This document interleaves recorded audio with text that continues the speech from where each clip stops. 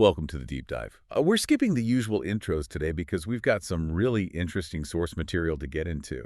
It's a set of notes about, well, a pretty ambitious gardening project. Think of it like this.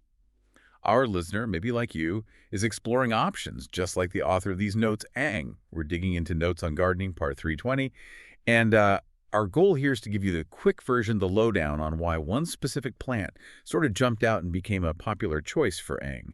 We need to figure out its appeal, its story, its identity, fast. Okay, let's unpack this. The plant in question, Aglaonema Pictum Tricolor. That's quite a name, right? It really is, and it hints at something visually special. The fact that Ang wrote down the full scientific name first, that tells you this wasn't just, like, a casual find at the local nursery. Right, someone was looking for this specific plant. Exactly. But so for us, this deep dive isn't just about the Latin. It's about understanding the pole, the magnet, what makes this particular plant, such a big deal in the houseplant world. We want to get the story behind the name and, well, those leaves. Mm-hmm. And the notes are super clear on this. Yeah. It's not about how big it gets or how tough it is or flowers or anything. It's really, truly all about how the leaves look. The aesthetics. Here's where it gets really interesting. Ang spends a good bit of time describing the, quote, stunning foliage. Yeah. And specifically, these renowned, striking, camouflage-patterned leaves. Yeah. When you read that, you know it's not just another green leaf. This thing is designed to be noticed. That phrase, camouflage patterned, that's the key, isn't it? It explains the pictum part of the name, too. Pictum means painted.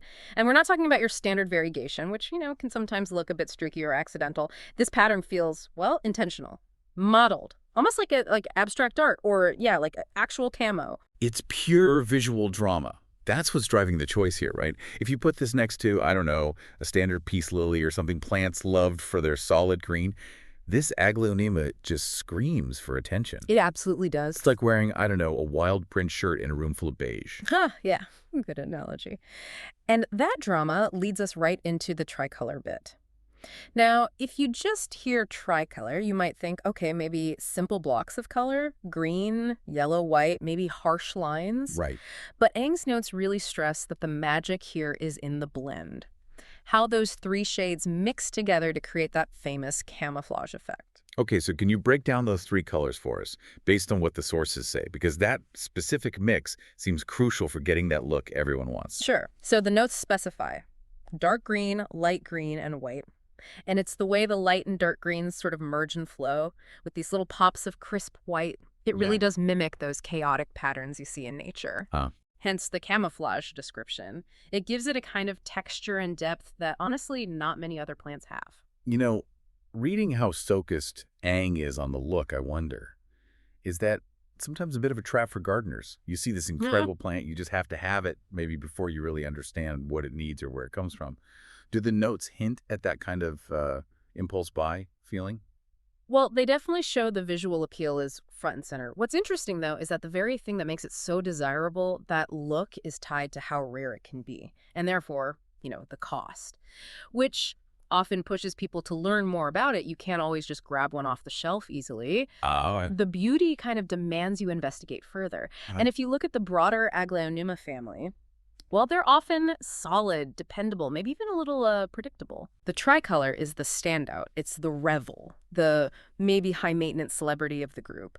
And the fact that this specific blend of dark green, light green, and white is, well, tricky and sometimes unstable to propagate, that's probably another reason Ang noted its popularity. Okay, yeah. It's desirable partly because it's hard to get just right.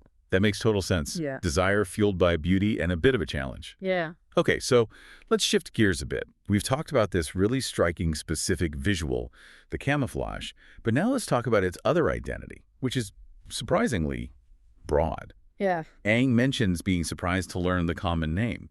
That suggests a big jump in scale, right? Oh, it's a huge jump. You go from this super precise scientific label, Aglaonema Pictum Tricolor, to a common name that sounds like it could be, well, almost anything green. Which is? The common name is Chinese Evergreen. Chinese Evergreen. Wow. Yeah, that immediately pulls you out of the specific leaf pattern and onto, like, a massive map. Right. It makes you wonder, how does this visually unique plant end up with such a generic, regionally focused name? That's a classic thing in botany, isn't it? Especially with plants that have been cultivated for ages. The common name, Chinese evergreen, it connects us straight away to its origins. The sources say it's native to the tropical regions of Asia. Okay. But that name, Chinese evergreen, it does raise a question for you, doesn't it? Is it only from China? And based on these notes, the answer seems to be no. The source material is pretty careful. It says tropical regions of Asia, which sounds broader than just China. So Chinese evergreen is probably more of a historical trade name, Yeah. maybe reflecting how it moved west, perhaps through trade routes centered there. Exactly. It probably speaks less to its precise native spot and more about how it got known globally. Its export route, maybe. Precisely. And this is where we get beyond just geography and into the cultural side of things, which Ang's notes specifically mention. It's noted as being associated with and popular among Asian cultures. So it's not just about where it grows wild, it's about how it's valued by people. Okay, so if the look is the hook, the cultural significance is maybe the anchor. Mhm. Why is that cultural context important if you're thinking about adding it to your garden list, like Ang? Well, it suggests staying power, right? Resilience. Yeah. If a plant has been consistently popular within cultures for a long time, it usually means a few things. Maybe it's relatively easy to care for in those environments, maybe it holds some symbolic meaning, or maybe there's just this deep ingrained appreciation for its beauty. Right. This isn't some fleeting trend you saw online. This plant has history, it carries, cultural weight.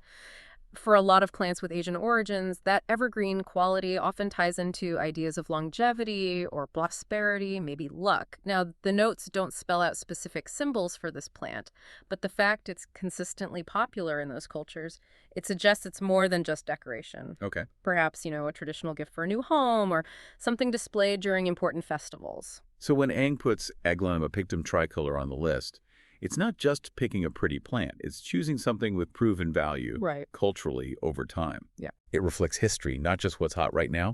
Going back to the look, though, that camouflage pattern.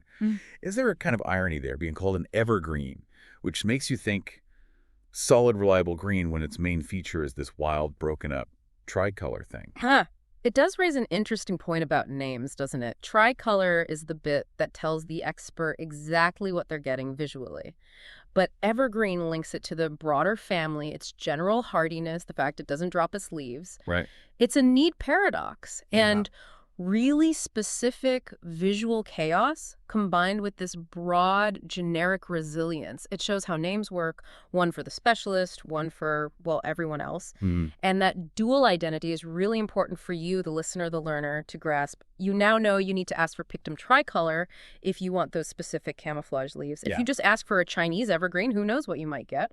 Could be one of many, many simply looking relatives. That's a perfect summary point. We started this because Ang flagged this plant, and we needed to know, okay, why this one? Why is it a star candidate? So let's quickly recap the key things we've pulled from Ang's notes about the Aglaonema Pictum Tricolor. Okay. First, the look. You've got that down. It's all about that striking camouflage pattern, the mix of dark green, light green, white. That's its claim to fame. Got it. Second, its two names, the very specific scientific one for the look and the broad common one, Chinese evergreen, that hints at its history. Right. And finally, its context.